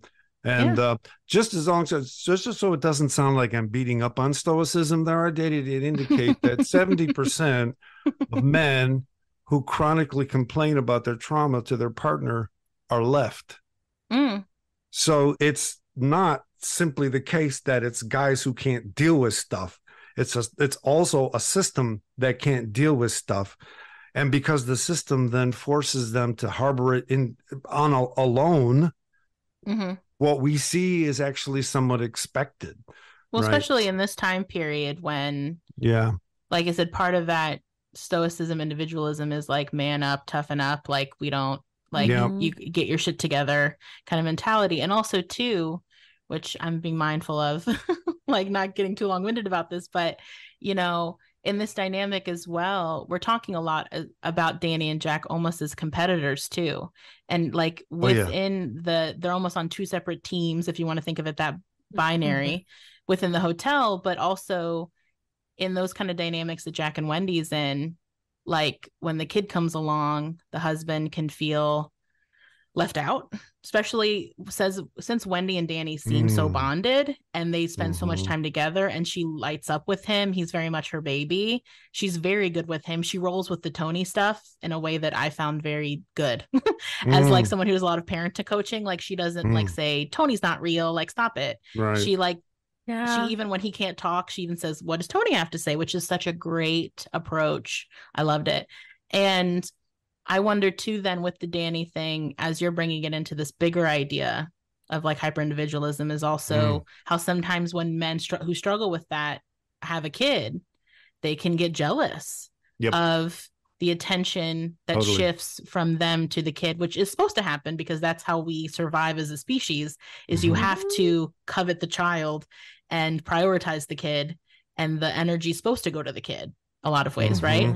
And if you are feeling left out, if you're feeling disenfranchised, if you're feeling like your ego has gotten too many hits, now even at home, you're not number one, your kid's number one. And then especially if your kid has something going on, like Danny clearly does, right? I wouldn't be shocked if part of that coming home and ripping his arm out of the socket is also this fucking kid who's in my space and taking my maybe even like the bed space and my wife's time, and now he's fucking with my writing. And even though he's probably like a toddler or 4 or whatever, like I'm sure in that moment there was a lot of genuine fuck you-ness coming out of him that he's not cognizant of, all the layers of why do I want to rip this kid's arm off, you know? And so that's also why do you get to share my comfy blanket? Right? Why is she idolizing you? She's supposed to be. We are together, by the way. They stayed together because of what she gave him. Now, I'm not trying to blame. I'm not victim blaming, but I'm saying she loved him. She was kind to him. I'm sure he'd been a jerk before. And that kindness, that kind of bizarre, unconditional kindness, keeps him there and wanting her to be there. And then when he recognizes someone else has got it, it was only valuable because it was his, you know? So no, I can see jealousy creeping in quite quickly. Oh yeah. And the other thing I was thinking of too, is that you're definitely right about it being a system.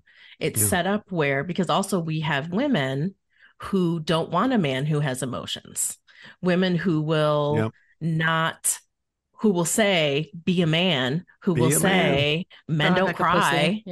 Exactly. Like, and women can really reinforce that as well. So not only are we getting it from the general culture of how men are allowed to be, but we're also getting it from a woman's expectation of what a man should be, and how certainly back then, when you were talking about in the 50s and growing up, the patriarchy was, you know, the strongest it's ever been. I don't know. I don't know how else to describe it, but it was robust.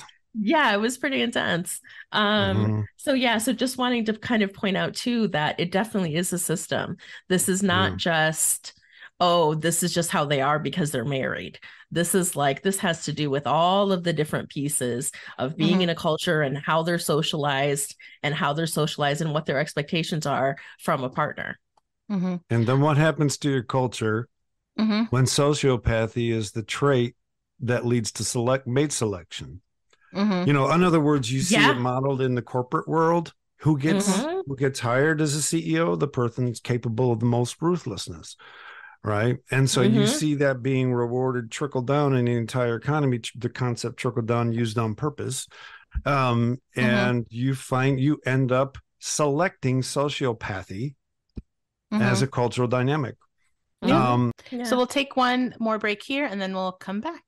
So we wanted to leave some space if we have any sort of miscellaneous thoughts about Stanley Kubrick, because he's such a renowned director in terms of how he uses filmmaking psychologically, and then also the concept of the hotel. And I wanted to give you space to Scott to say some of the interesting thoughts you were having even before we started recording about how he uses the space in the movie. Because you're right in that the book and the film are like two different beasts. Like this is sort of my final thoughts a little bit, but The Shining is a poor adaptation of the book when you think of it purely from like an adaptive lens. And it's a good movie. It's just a poor adaptation of the book. And so I'm interested in other things we picked up on in this movie specifically that feels interesting to highlight in terms of psychology. What I appreciate about it being an adaptation that's not good is that if you're going to adapt the work to a different medium, you got to make sure that you don't try to do one medium in the other, because it doesn't work. And so I give Kubrick a lot of credit for reimagining The Shining in a way that worked auditorily, that worked visually, that worked in the way movies work. There's some just great, I think Kubrick fills the space with so many contradictions on purpose. So for example, the very beginning scene is this gorgeous shot of driving through the mountains. It's not snowy yet. You've got a VW Bug driving all by itself through the mountains, and it all sort of looks like blissful nature. It's just a glorious day drive, except the music is nothing but menacing. It immediately puts you in a tense state.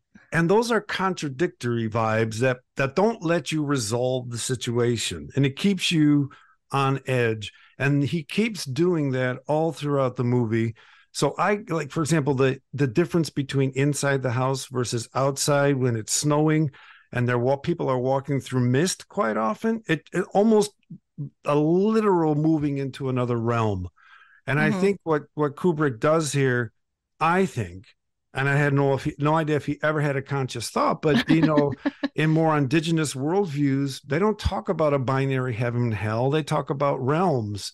And I think Kubrick tapped into this idea of the hotel as a realm, right? And Jack creates his realm with the ball.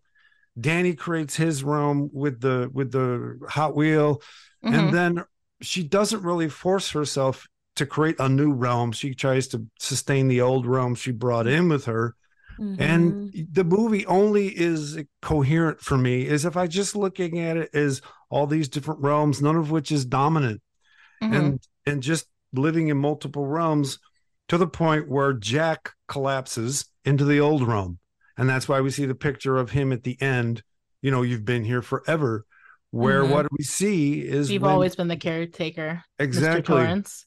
Yeah. And so he falls in the realm of stoicism the way so many have. Wendy and Danny escape, but all we ever see of them is going very slowly up a hill of snow.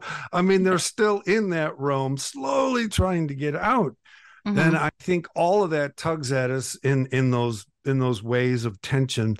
So it's just not a traditional horror movie. And I'm almost loath to call it horror, because domestic violence, that's just beyond horror. Those real life horrors. Real.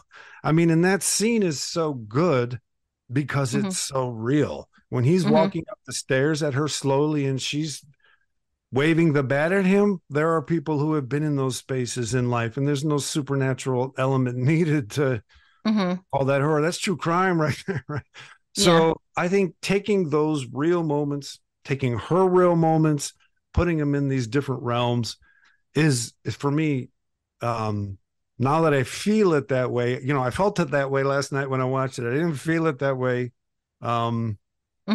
years ago when I watched it, because I just wasn't thinking the way I am now, right? But now I see why it's a masterpiece, and I'm still not sure I'd call it horror, just because the supernatural isn't the point. So anyway, blah blah blah blah blah. But I do appreciate the movie much more than I did when it came out, particularly because I was looking for the book, and it didn't happen. There is, by the way, another remake made for television with Rebecca De Mornay playing Wendy, and I don't remember the name of the guy playing Jack. He's from Wings, the show Wings. Yes, he is. And I remember that feeling much more claustrophobic. Which guy? The goofy one of the two. The brothers. Goofy one? Joey? Yeah, I know. Yeah, I actually like made-for-TV Stephen King adaptations. I love the made-for-TV version of It. I love the made-for-TV version of The Stand. So I think I said what I said. I'll say this final. By making it a story about realms, it becomes a more indigenous tale. And what happens to individualism in an indigenous realm. And you see that ultimately it fails. And that's a cool story. Let's just leave it at that. No, I think and you're right, in a lot of Stephen King books, funny enough, to talk about how places have energies, or how places have like their own personality, and how it can make a community feel more violent. Like a lot he talks about with like Derry, Maine, and stuff like that. And when he wrote 11/22/63, he talks about, it's not in the show, but going to Derry and feeling that some places are dark places. And I think, I don't know if you want to get into the spiritualism of it all too. When I do work with people, I will allow that to be part of the story when we talk about their experiences of trauma, or their experience of their life, of like places that feel difficult. Right. And that, I think it's also such a good idea of using the hotel, talking about because we haven't really talked about this too much, but the individual experience of isolation. Cabin fever is a psychological concept. It's not a diagnosis. I made sure I looked it up before we recorded to make sure. I didn't think it was, but people argue that, is that just like a version of seasonal affective disorder? Is that just how like being that isolated can really make you go mad, if you want to think of it like that? And I think he does the Kubrick part. He does a great job of making the space feel so big, but how that bigness is also claustrophobic. Or maddening, if you want to think about like triggering. And I think he also does a great job of showing that Danny's always by himself, even though he's teeny tiny. Like I was telling Hannah, this might be the one instance where I would encourage putting a GPS tracker on your kid. Because that's not exactly. Hotel is so huge. He's wandering around. He could easily get lost, and then it'd take you forever to find him, if you even did find him. That it's also interesting how he shows through these scenes how alone they all are individually. How they're never really in a space together. They have that apartment, but you rarely see them in it, and you rarely see them together in it, in a cozy space together. And how he really uses that to make you feel alone watching it. Like the loneliness that they all three experience is so pervasive. And I really liked that, the psychology of that, and watching it in the use of that space, that it feels ominous. And hotels are places that are supposed to be full, right? So if you think of it also from a eerie liminal space perspective, to be in a hotel that is empty, that's not being used the way it's meant to be used, is so eerie. And you're almost always conscious of the space that's supposed to be taken up that's not. And you could pull that into the emotional part of their stuff too. The loneliest experience I ever had was able to live with my daughter in Germany for 6 months. And we lived in a little apartment that was part of a research center. We lived an extremely vibrant life. She became the little princess of the Institute. And then a year later, they had a conference there, and I went back and I slept in one of those rooms by myself, and I couldn't sleep. And it's because the behaviors are right in the sense that the environment cues experience or what we call memories, right? And those actually come fleshed out in the brain as expectations. And you don't know their expectations, but you're expecting things out of an event as a function of what you've done there before. And none of that, you can't resolve it. There's no way to resolve it. You are alone. And so I would have never felt as alone there if I hadn't lived there before, right? And this completely is consistent with the idea of a haunted house, right? Because you lived there. So you go there and you have this worldview that's just brimming out of your brain, but it can't be satisfied. And I think they did that really well in the movie. And I think Kubrick used that dynamic to talk about what one might want to call the supernatural in a way that's not Western.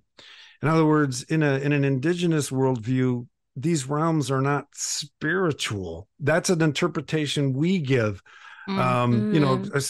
So King writes the story The Mist, right? And those creatures in the mist come from a different dimension.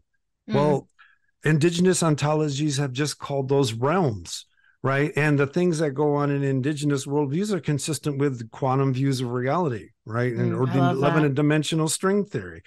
We're the ones that are catching up, right? We're the ones that have had a binary view of reality as heaven and earth. And other cultures, 80% of the world's cultures don't live that way. So they're all ready for quantum reality, right? India, Hinduism, Buddhism, they're all consistent with the idea of realms and dimensions. And so I think a lot of King taps into that, and it's told through a Western narrative, and he just rides all of our contradictions in ways that, we get stuck. Is that horror? Is that sci-fi? Is this, is it that? And he's having a lot of fun with us, just pulling our assumptions, pulling us by our nose, of our own assumptions. And it's fantastic. And I think that's what Kubrick took from King, put in that hotel to good effect. Yeah, very good effect. Yeah, absolutely. Is there anything more is there anything you want to add, Hannah, before we shift into treatment? Well, just one quick thing. So the psychologist or counselor or doctor, whoever the person was that talks to Wendy about Danny and then talks to Danny at the same time, she asks a lot of really insightful questions that I think are very good and very clinically appropriate for the situation, which I want to point out is really great. And then she talks about auto-hypnosis and how it was auto-hypnosis and that this kind of stuff happens to kids all the time and it's no big deal. And that part feels bonkers. Part feels like the assumption making that comes across in that scene is so odd because she does such a good job of kind of meeting the parent where they are, meeting the kid where they are, asking them insightful questions. And then she says this kind of bonkers thing like, he's just hypnotizing himself. And that's where he's seeing that's where Tony is. It just is such a mismatch of what we get from her. And then we get this kind of weird outcome or diagnosis at the end. So I just want to point out that is weird and not accurate, but that the questions were great. Even her demeanor was great. There was a lot of things she was doing right. And then she just kind of blurts out this garbage diagnosis or reason that I just don't know where the fuck it came from. So I just want to point that out. So the question I have is if she could have just used the phrase, he's dissociating. Maybe they didn't have it. Maybe that's what auto-hypnosis was back then. Maybe DSM 1980, who knows? Yeah. Well, I know Ben has talked about, I believe, apologies misrepresenting him if I am, but in the Get Out episode that you are able to hypnotize yourself and people probably do it more than they think they do, or, maybe they do it, they don't realize what it is. So I know that's not wrong, off the bat, but I'm with you in that the way that it's supposed to make sense of Danny feels very filmy. Yeah, like I know very filmy. And also that you could argue that it's just perpetuating an abusive system where it's like, we're just going to make something up that makes this whole story make sense to us. And we're not going to actually touch upon what might be really going on, which is the kid that's like going into literal fits. Yeah. And how now we know in the world of therapy, especially child therapy, that is indicative that something is amiss. And you have to be able to find a way to probe deeper into that if you can. And maybe she didn't know to do that. Maybe she didn't want to do that, yada, yada, but whatever. Well, I guess more of what I want to say is that I don't think her answer is a wrong answer in general terms of what she's saying. I think we do auto hypnosis. I think that does make sense, but it doesn't make sense for the explanation of what's going on with Danny. Yeah, I agree. It feels like a write-off. Time is just kind of blowing it off, right? And not using it diagnostically. You're on target. Yeah. And just quickly, the idea that I would hypnotize myself is kind of a dangerous use of the word I, because I tend to be a very conscious phenomenon. And when I'm sleeping, my sense of I is much different. So when people meditate and they're expert meditators, part of what they're doing is getting rid of the I, right? They're getting themselves in a conscious state where they actually remove the barriers of I and feel much more connected to everything that they're in the midst of. So it's actually a dissolution of the I but you don't consciously say, I'm going away. What you do is you put yourself in a steady state that allows that to slip away. So you don't have to change your mind. Changing your mind usually means I was doing this and now I got to do this. And that's a conscious act, right? I got to stop looking at my phone and now I got to look at the road. That's what consciousness does. So the conscious aspect of getting into those conscious states is putting yourself in a space where you don't have to make choices. So you can sit there and then get into a non-choice space, and then I just goes away. And all right. So we'll take a break here and then talk about treatment.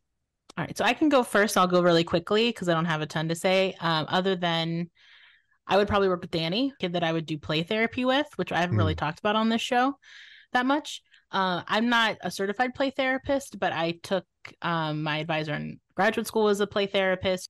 Because of his age, play therapy would be good. So what play therapy is kind of how it sounds, where you use elements of play to work with kids therapeutically. A very common one is the sand tray, which is just like a literal like tray that you put sand in, but you also have elements that you can introduce in it, like animals, people. You can even introduce other like water, like other sensory stuff in there. And there's also a lot of rules around sand trays, like how big they can be, what you can include, what things mean when you use different things. But a lot of play therapy is exploratory, where you kind of introduce kids to things that they can interact with, and then you let them lead. So what's good about that with kids like Danny, well, one, because he's little, so he can't really do talk therapy yet to that extent. And it allows kids to use their imagination and to process, right? Kids process through play. So when I've done these things with kids and I've had like doll houses, stuff like that, is you figure out a lot from them by just watching the story they create through their play. What's mommy doing? What's daddy? Is there a mom and a dad in the story? Like, are they using animals? And that can give them somewhat removal from it. Like I've worked with kids with traumatic pasts where they don't use people, but they'll be like mommy pig and daddy pig. And then how do they treat baby pig and that kind of stuff, right? So it allows kids to use the language they know, which is play, and their imagination, to sort through what's happened to them. And sometimes as the play therapist, you don't really have to do anything but be with them, right? And don't interrupt what they're doing. You can ask questions or you can engage in the play with them if they want you to, which is like, do you want me to play a part in it? You can just watch them while they play and observe and ask questions about it. But you have to be careful that you're not, as adults, we really struggle to not project our adult brains onto kids. So also when you do play therapy, you have to be very careful that you're not leading. You're not insinuating anything like, why is mommy laying over there? Is she sick? Like, don't say stuff like that. Just say, oh, I see that mommy's over there. What's going on with that? And then let them tell you if they can. It's loose, it's tight. And like I said, there are like tight rules, like the sand tray example, but there also can be a lot of looseness in that you can let a kid just explore your space and then learn from it. And then sometimes just that processing through play is somewhat similar to narrative therapy, where a kid's getting to tell their story of their trauma, and that can be very helpful for them. But on the outside looking in, it can look like you're just letting a kid play in your office, but there is a lot of merit to it. And also another thing that I sometimes worked with kids when I work with very little kids is it's called the house exercise. It's got a different word, I think, but basically how I would do it with kids is I would take a manila folder, if they still have those. I think they do. And I would create a very rudimentary house shape. Basically, I'd cut the corners off of the top part to make that very like square triangle house shape. And it's a hinge house. That's what it's called. And make sure that you don't cut the hinge off of the folder. And what I would tell kids is, hey, can you draw me a house on the front? And I don't tell them their house. I don't tell them what house. I just say a house. And then when they do that, you say, okay, can you open it up? And then you say, can you draw me inside the house? What's going on inside the house? And then that's all the instruction you give. And then on the back, you say, can you draw any secrets from the house? This is an exercise you might do over several sessions as well. Like it might take a whole session to do one part.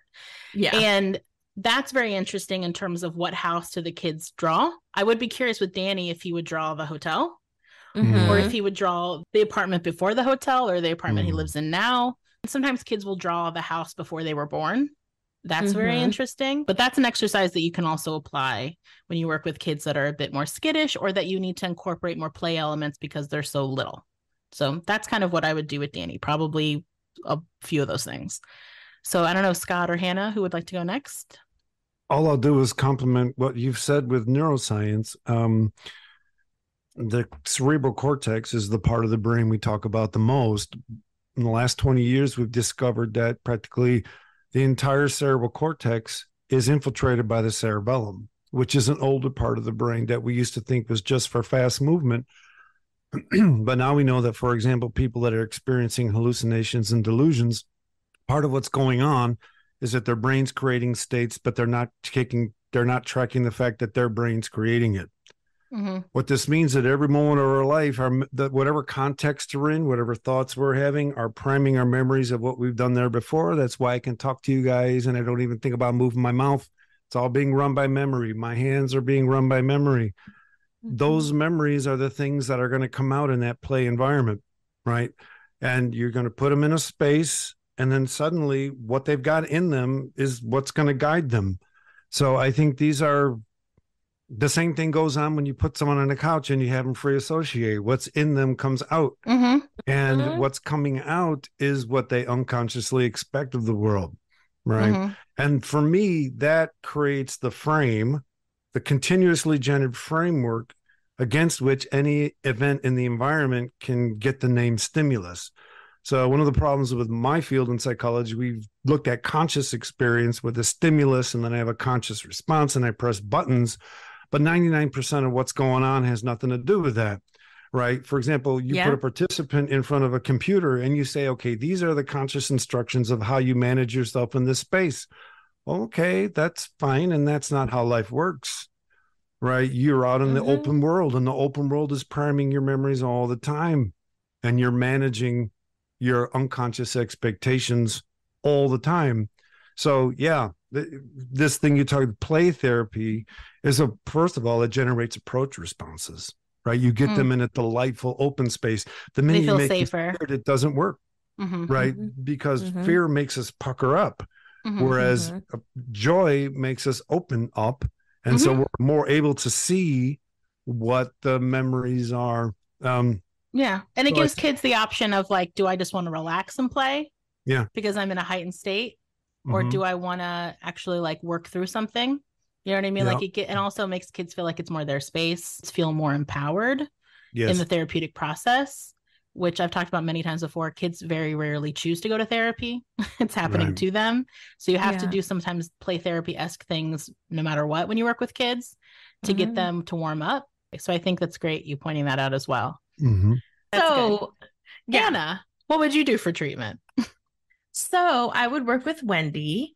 Okay. And I want to, and first, what I want to say is to all of the people who are learning how to be therapists right now, clinicians in the making, when you have domestic violence is something that permeates every socioeconomic status, every gender, every everything. It permeates literally everything.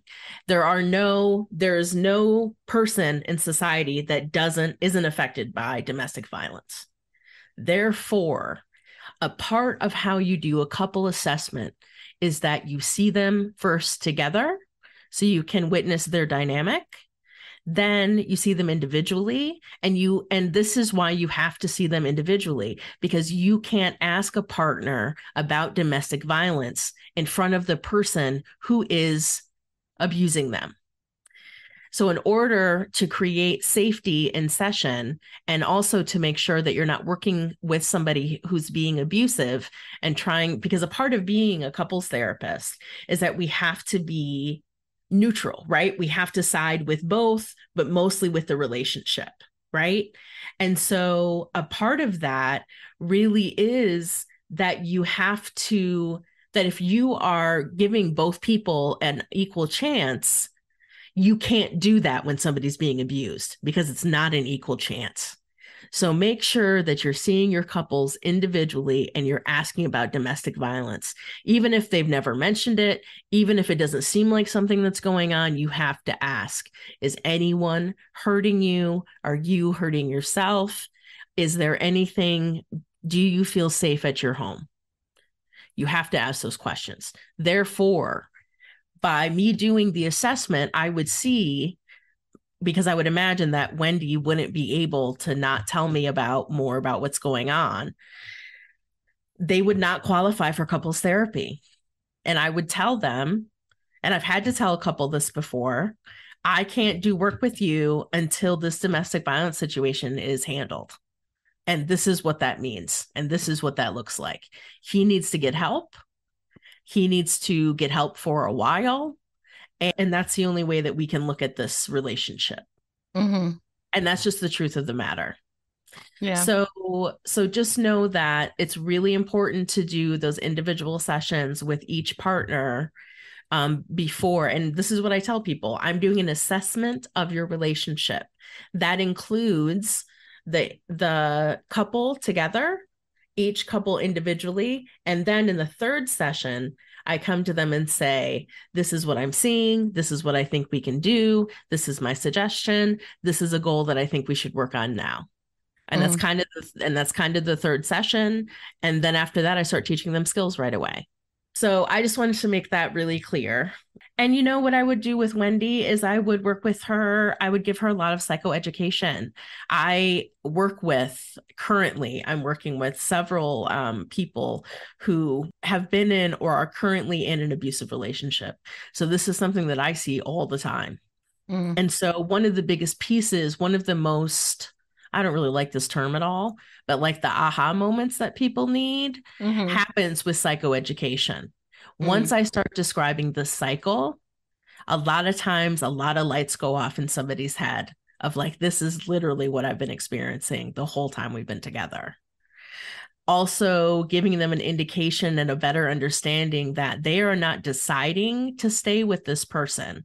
Their system is overwhelmed and confused and in terror, most likely. That you are not, your body and your brain is having a reaction to you being able to survive. There's not a lot of choice there. I would also talk to her about emotional rights. I have this old sheet from 1983 that I had to retype because the copy was so old it wouldn't make any copies anymore. That's called the emotional rights. And I will put those up on our social media and make sure that everybody can see them. I don't want to take up a lot more time talking about them. But essentially, it's an emotional bill of rights is what it is. Would also want to work with Wendy about assertive language and also using I statements, really being able to focus on what she wants to communicate and how she wants to communicate it. And then one of the other things that we would have to do is process her anger, process her helplessness, process maybe her guilt and shame about Danny being hurt by the same person who is hurting her. So there's a lot of work. Like Wendy would be somebody that I would work with for a while. Oh yeah, there'd be stages to the work you would do. Yeah. In terms of, like you would say, first even just acknowledging, processing what happened in the hotel, working on, I can't believe I hurt Danny by staying with someone. This would be her narrative probably, by staying with someone who hurt him already. Especially too, I think when I work with people who are in or have gotten out of an abusive dynamic, what can feel so confusing is like, that's not my personality. Like I'm a feminist, or I'm progressive, or I'm like, I identify as an autonomous woman or person. Like, so how could I have allowed this to happen? What does that mean about me? Exactly. So I think some of that unlearning in psychoeducation is that, like you were saying, nobody's safe from abuse potentially happening in their life. Yeah. And that it's a lot of, like we've talked about already, it can be that frog boiling in water thing. Yeah. And there's all those elements. Like we haven't even talked about gaslighting. Like there's so many things that happen that can brainwash you, if you want to think of it like that, to be in this dynamic, no matter who you were coming into it or who you still are while that happened. And that can be a lot of the shame and existential fuckery that happens for you, like when you get out of a relationship like that. Yeah. Yeah. And as a domestic violence abuse survivor, like I remember her giving me the psychoeducation of what a domestic violence relationship looks like. And I remember being like, oh my God, this is what's happening to me. This is a thing. Like, I didn't think that this was such a thing. And so even having my own experience with that, I think it's so important to do psychoeducation with people who are in or have experienced an abusive relationship, and really helping them better understand their responses to what has happened and why that's connected more to survival than it is to what kind of person you are. That's great. All right. So we'll take a final break here and then come back for final thoughts. Hannah, if you want to just keep going. So my final thoughts about the movie are that it's really intense. It's a really intense film. And at the same time, I think it really does a good job. I know that it deviates from the book quite a bit. But I think it does a really good job of still being a really good movie, which is kind of what we already said, right? The acting is really good. Even the little boy did just a magical job in terms of how a kid that young can even get into those spaces the way that he did. And I think it's a really good film, and I definitely would watch it again. Even though it has the domestic violence piece in it, it is something that I think really highlights the true terror of being in a domestic violence relationship, in an abusive situation. And so for that reason, and also just because I like the music and I like all of the picturesque piece, I'm really excited to talk about Dr. Sleep next season. Yeah, you love Dr. Sleep. I do love Dr. Sleep. So The Shining, I watched the movie, I'm sure, a few times before I ever read the book. I didn't read the book till I was in my 20s. I don't know why, but I just didn't. Because like I said, I've been reading Stephen King since I was too little, probably like, I think I was in 6th grade when I read Carrie. I didn't read The Shining till I was in my 20s, but I think what I repeat what I've already said, which is that The Shining is a good movie. It's a bad adaptation, and I can get why King hated it. To see maybe another version of The Shining, the book, come out, like a miniseries, maybe on like HBO or whatever. But The Shining as a movie, I think, is good. I think from a cinematic perspective, I get why film bros can't help themselves just gushing over Kubrick. It's like a diarrhea of the mouth. Because it is like his visuals, like even just Danny playing with the cars on the carpet.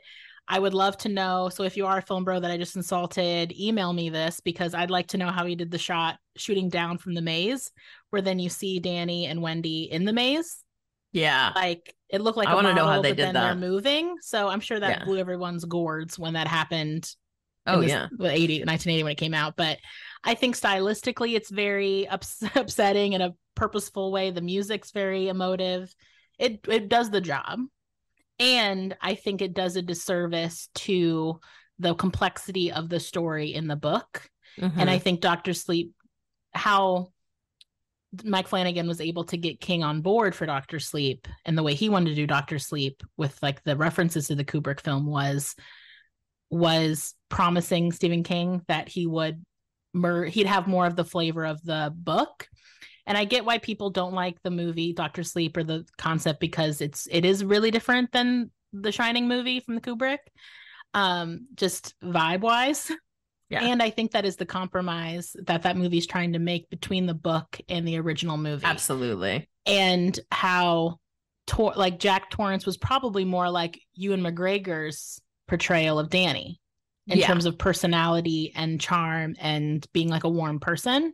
Absolutely. So Danny's kind of like an alternate dimension version of Jack as an adult in that movie. Yeah. But yeah. So I like The Shining. I'm sure I'll watch it a bunch more times. I've seen it like at the Music Box in Chicago, and that was really cool. And I've seen it in like Park on big screens. And so it's a movie that I'm always excited to see again in like different contexts. Mm-hmm. And do I think it's like a shitty adaptation of the book? 1,000%.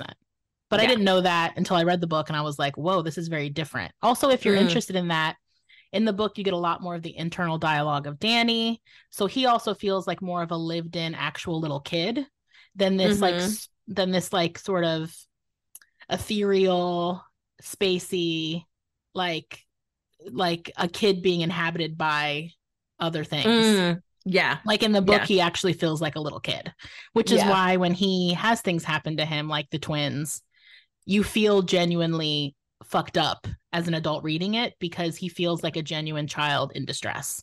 So I would encourage people to read the book if they're interested in all of that, of me saying that, and to like kind of let that flavor the experience of these characters. Well, I want to thank both of you for inviting me to this excellent conversation. It prompted me to rewatch a movie that I had a rather flat reaction to when it came out. I still think it's a very cognitive flick, and playing with genre, playing with our expectations of horror in ways that work effectively, and I can appreciate them more now than I could when I watched it back in 1980. Again, thank you so much. You can find stuff I do. All you got to do is type Dark Loop Productions into the Google machine, and you'll see what I do. If you also want to read some of the work that I do, just type the word wild systems theory into the Google machine, and it will bring up a lot of my papers. I make sure that they all have keyword wild systems theory in there. So again, thank you for the opportunity, and I appreciate your patience with my worldview. So with that, thanks again, Scott, for joining us. We really appreciated your very different insight than we have. That's why we like having guests on that aren't necessarily doing the same thing we're doing. As always, you can find us on Facebook, Instagram, and TikTok at Popcorn Psychology, on Twitter/X at popcorn_psych. You can email us at popcornpsychology@gmail.com. If you'd like to become a patron, we always appreciate that. At any level, you can support us. If you are, I believe, a $10 member or more, you get unedited access, early access to our episodes. You also, if you're a $50 or more patron, you can pick an episode. If you also want to support us in a different way, you can find us on TeePublic, and you can buy merch. We have different kinds of merches, but it has our logo on it that you can do to support us, and we really appreciate that as well. As always, Ben, we miss you. We love you, Batman, because we haven't said Batman yet. Oh, we didn't say episode. Batman. Yeah. What would Batman do in the Stanley Hotel? Who knows? He'd slay all the ghosts. Maybe, I don't know. Yada, yada. But anyway, we're thinking of you, Ben. We're excited to have you back soon. And yeah, everybody, happy Halloween.